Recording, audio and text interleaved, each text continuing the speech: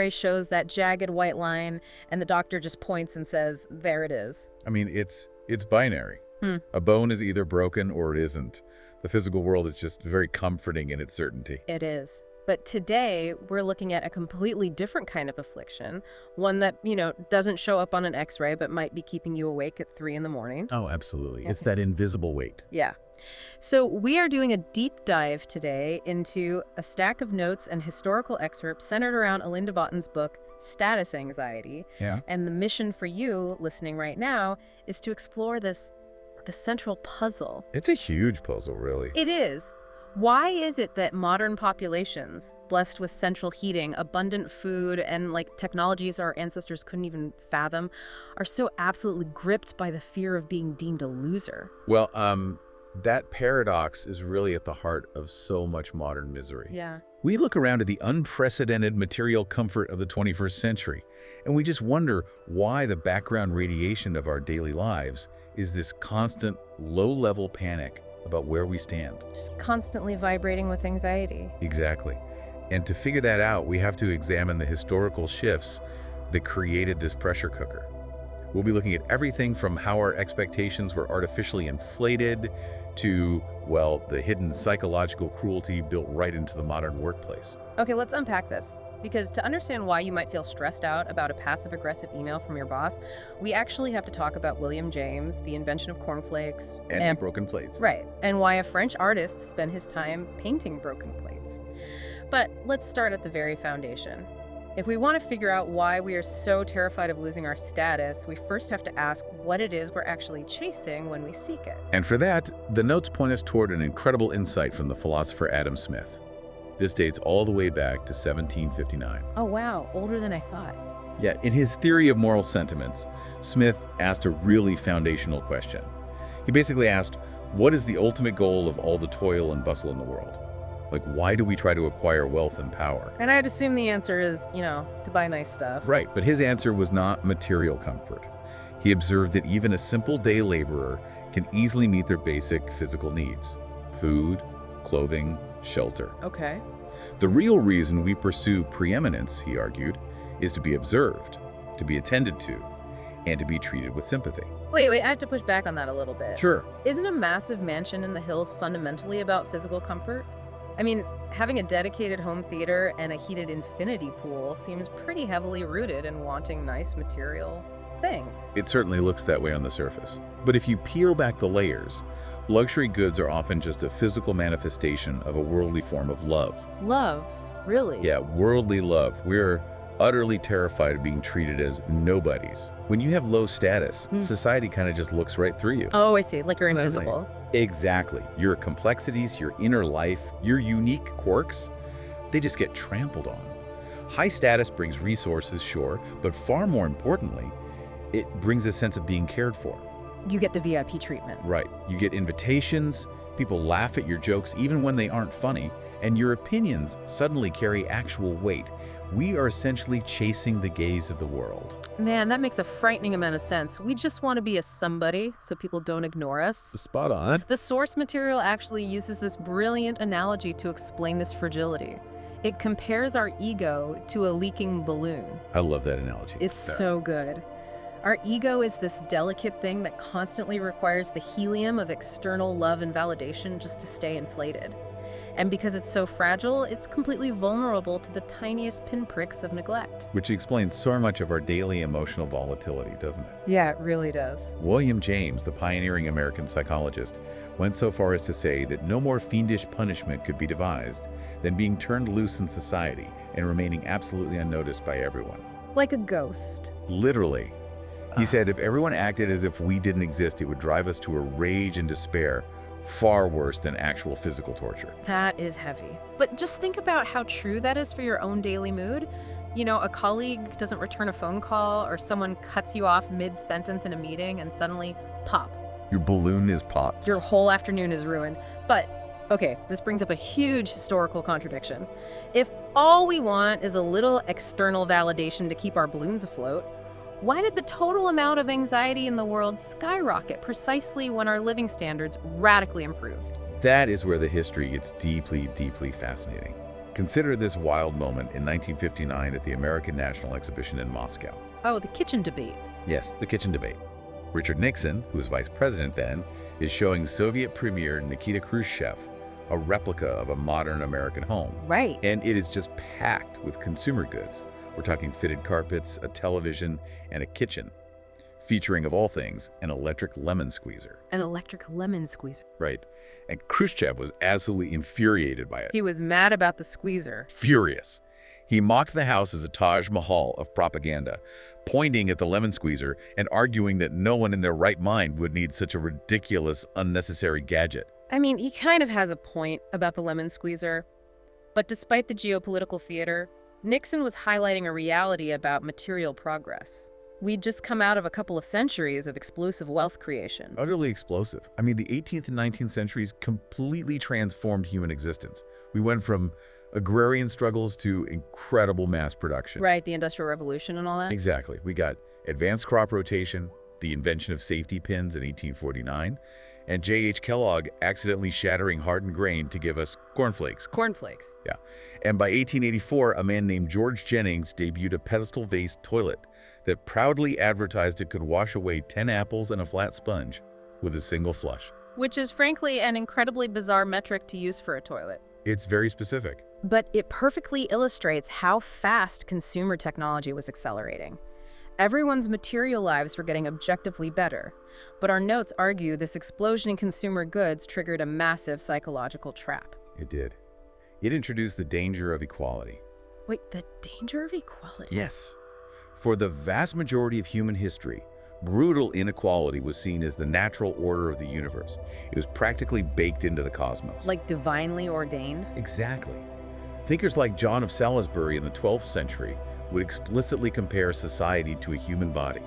The ruler was the head, and the peasantry were the feet. Wow. It was considered completely ridiculous for a toe to look at an eye and feel jealous. You were born afoot, you died afoot, and you never ever expected anything else. So tearing down those rigid class barriers actually made things worse for us mentally. In a way, yes. Because suddenly, with the American Revolution and the rise of democratic ideals, the overarching message is that anyone can rise to the top.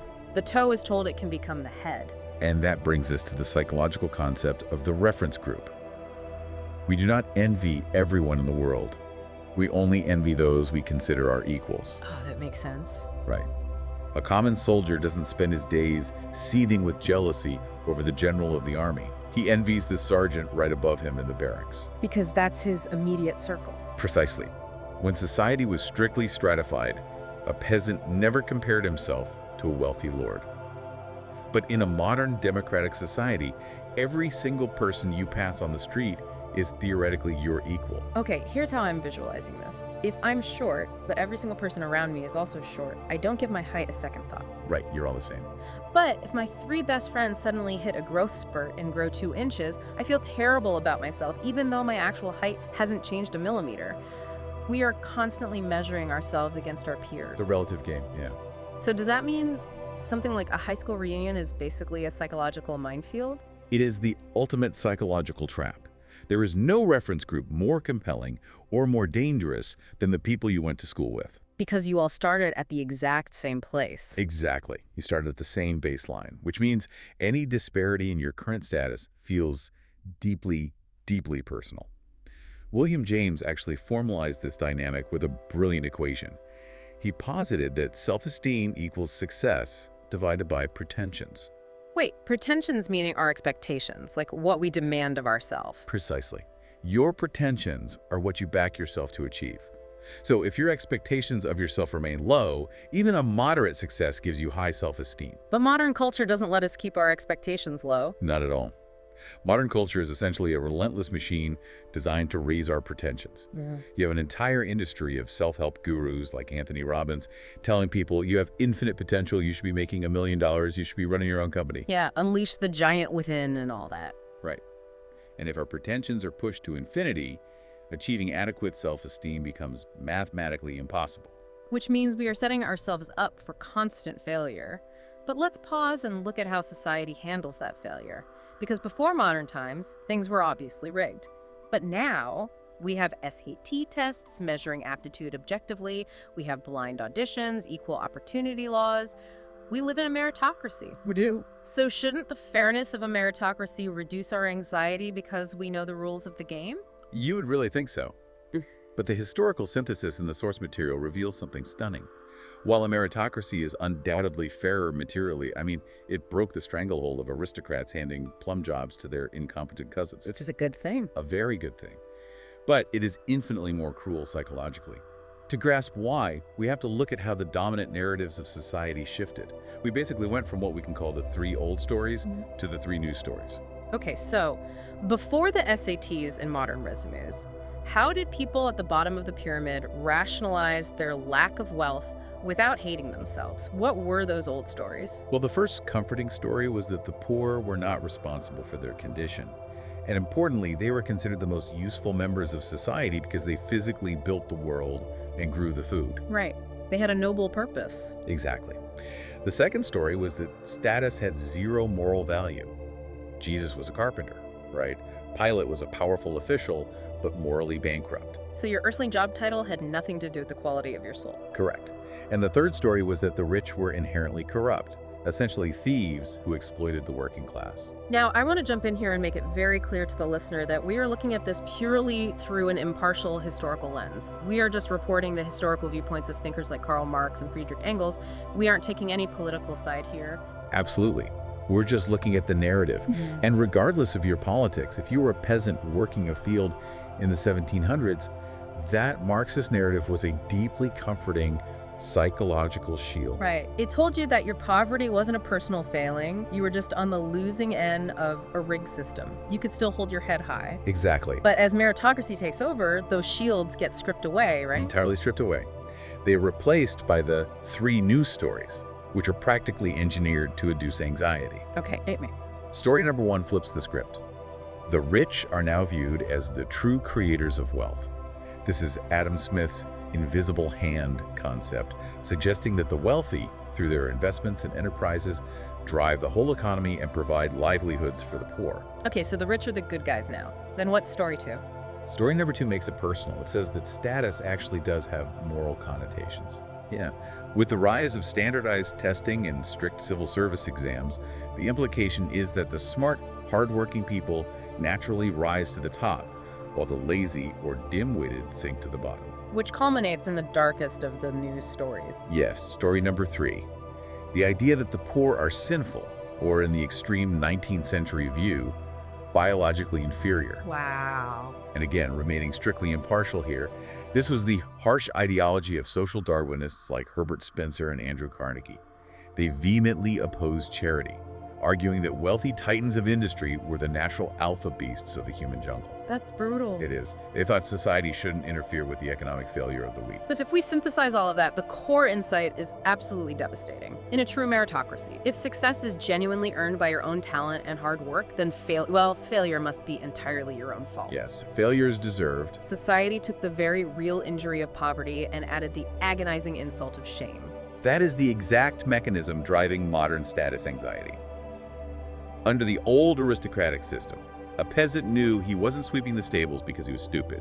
He was doing it because his father did it and the system demanded it. It was just his lot in life. Right. But today, if you apply for a promotion, take the aptitude test, and get rejected, it feels like an objective, undeniable verdict on your inner worth. And that leaves us totally exposed to the judgment of others. If our failure is our own fault, the people around us feel entirely justified in judging us for it. Completely. Which brings us to the concept of snobbery. The notes highlight this deeply uncomfortable reality of social conditional love. There is a fantastic anecdote from Marcel Proust that perfectly captures this. In one of his stories, the narrator visits a highly exclusive restaurant. Okay. He's wearing a shabby coat and has a name the staff doesn't recognize. And the restaurant manager treats him with absolute disdain. He seats him at a terrible table in a freezing draft, essentially treating him like an inconvenience. Wow, so the manager literally leaves him freezing in a corner. But then the narrator's friend arrives, right? Yes, his friend, who happens to be an aristocratic marquis, walks through the door. And everything changes. Instantly. The manager's demeanor completely transforms. He is bowing deeply, reciting the specials, fawning all over the table, just desperate to please. The realization here is that snobbery isn't just a preference for fine wine or expensive furniture. No, it's an emotional disease. Exactly. A snob is someone whose attention and warmth are entirely conditional on your worldly rank. They believe in a flawless equation between your job title and your human worth. That's exactly it. And it's terrifying to interact with a snob because, deep down, none of your actual personality matters to them. If you lose your prestigious job tomorrow, you instantly lose their affection. It highlights a really deep vulnerability. If the snob only cares about us when we have a shiny job title, that puts a terrifying amount of pressure on our ability to maintain that job. Right. And as the source material points out, keeping our jobs in the modern economy relies on 5 factors that are almost completely out of our control. Let's unpack those, because I think this is where the anxiety really crystallizes for a lot of people. What are these dependencies? Well, the first is our dependence on fickle talent. We are told our careers rely on our skills, but human brilliance isn't a machine you can just switch on. No, some days you just don't have it. Exactly. The ancient Greeks believed in the muses because they understood you can't always command inspiration or sharp cognitive performance when you need it most. That makes total sense. What's the second? The second is our dependence on luck. Modern corporate society practically forbids the word luck. We are constantly told that winners make their own luck. Which places a brutal burden on the individual to control the uncontrollable. Exactly. If you get sick or a competitor launches a product a week before you do, you're not allowed to blame bad luck. You just didn't hustle hard enough. That's exhausting. And the third factor? The third is our dependence on an employer and the labyrinth of office politics. You aren't just executing tasks. You are constantly navigating a social hierarchy. Oh, office politics. Yeah. Whether you get promoted might have less to do with the quality of your work and more to do with whether you laughed at the right manager's joke or fit the nebulous company culture. Which feels totally arbitrary. It is. And the fourth dependency is even colder. It's our dependence on corporate profitability. Because profitability is relentless. Completely relentless. Huh. A company can simply decide to replace human labor if a cheaper alternative emerges. Think about the advent of the ATM in banking. Oh, right. When automated tellers rolled out, studies showed a single machine could do the work of 37 human bank tellers. It didn't need health insurance, it didn't take vacations, and it never asked for a raise. 37 careers just vanished. Vanished. Not because those individuals lacked merit, but because a machine was cheaper. That is terrifying when you pair it with the meritocratic mindset. You get replaced by an ATM, but society's underlying hum tells you that you just weren't valuable enough. Exactly. And that connects perfectly to the fifth factor, doesn't it? The global boom and bust economy. Yes.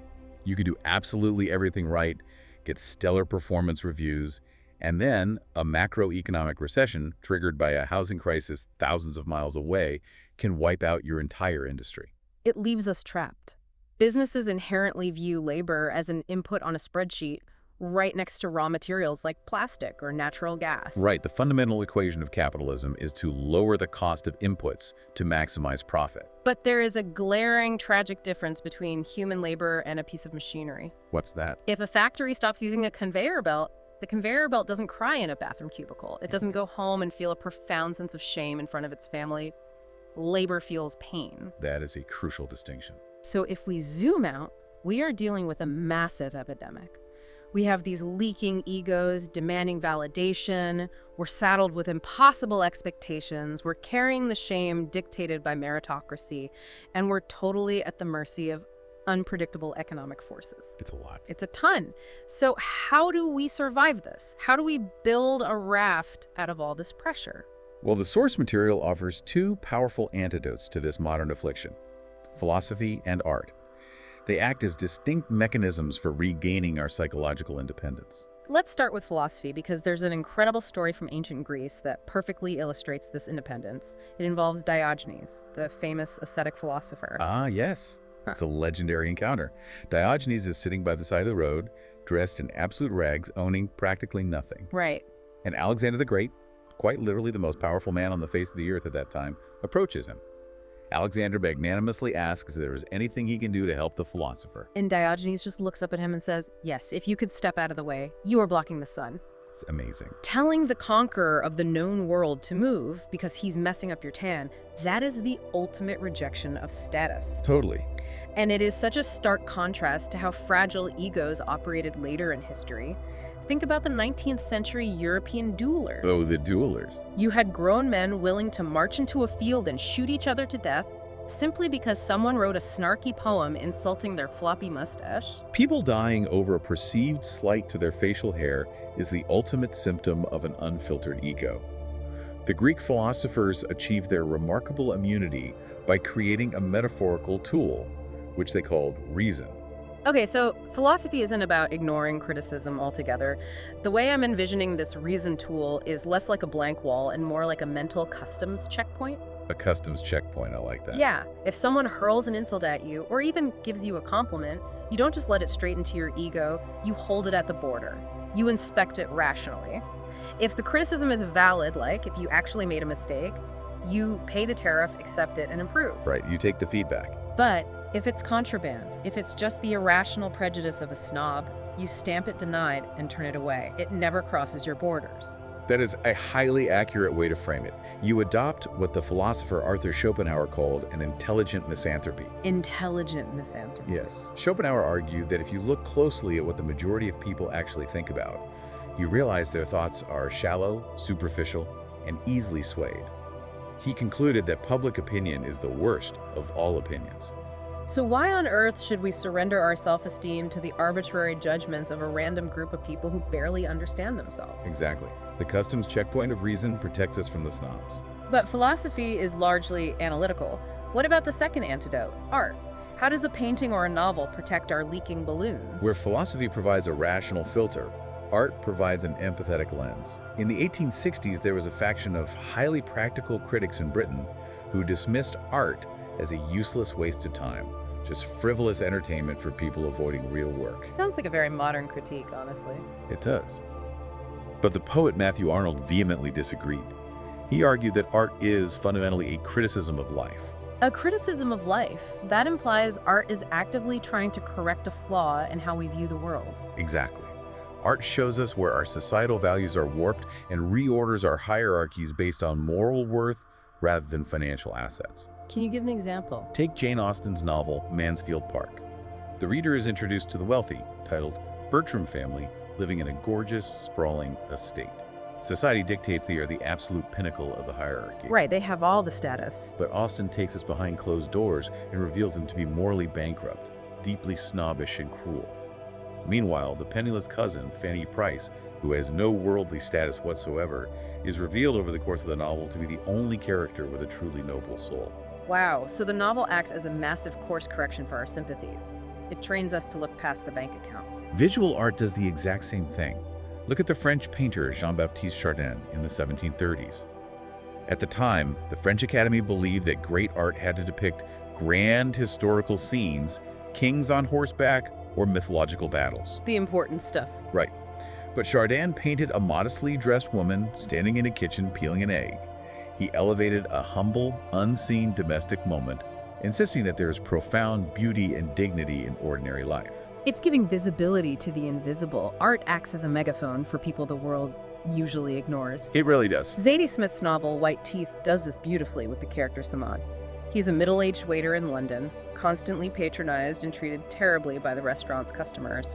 Yeah, poor Samad. And he harbors this desperate fantasy of wearing a giant placard around his neck, broadcasting to the world that he used to be a student, a scientist, a soldier, that he contains multitudes. He never gets to wear that placard in the story, but the novel itself serves as the placard for the reader. It enlarges our sympathies, so we stop treating the waiter, the store clerk, or even ourselves as just interchangeable cogs in an economic machine. It brings the humanity back. It is a vital reminder. Whenever you feel the sharp, suffocating sting of status anxiety at work or in your social circles, you must realize it is not a personal defect. Right. It is the natural, almost inevitable psychological result of trying to survive in a hyper-competitive, deeply conditional world. So, to synthesize this entire journey we've been on in this deep dive, we are all walking around with these delicate, leaking balloon egos. We desperately need the helium of the world's attention, but we are being crushed by the unyielding weight of meritocracy. The punishing narrative that if we aren't rich and powerful, it is entirely our own fault. Exactly. And we are battling the impossible pretensions set by societies that constantly demand we achieve more. But by setting up that rational customs checkpoint of philosophy and adopting the empathetic lens of art, we can redefine our own value entirely outside of our corporate job titles or the zip codes we live in. We can choose not to play the snobs game. We actually have the agency to decide whose opinions actually matter. We do. But I want to leave you with one final thought to ponder as you go about the rest of your day. The source material showed us how 19th century media magazines and newspapers drastically expanded our reference groups. Suddenly, people were envying the rich and famous because they knew what the elite were eating and wearing. Right, their circle expanded. But think about the world we live in today. What happens to our fragile, leaking balloons when our reference group is no longer just the people in our neighborhood or the celebrities in a monthly magazine, but the endless, algorithmically curated highlight reels of the entire globe sitting right in our pockets? If our expectations mathematically determine our happiness, is it time we actively enforce curfews on who we allow to be our equals?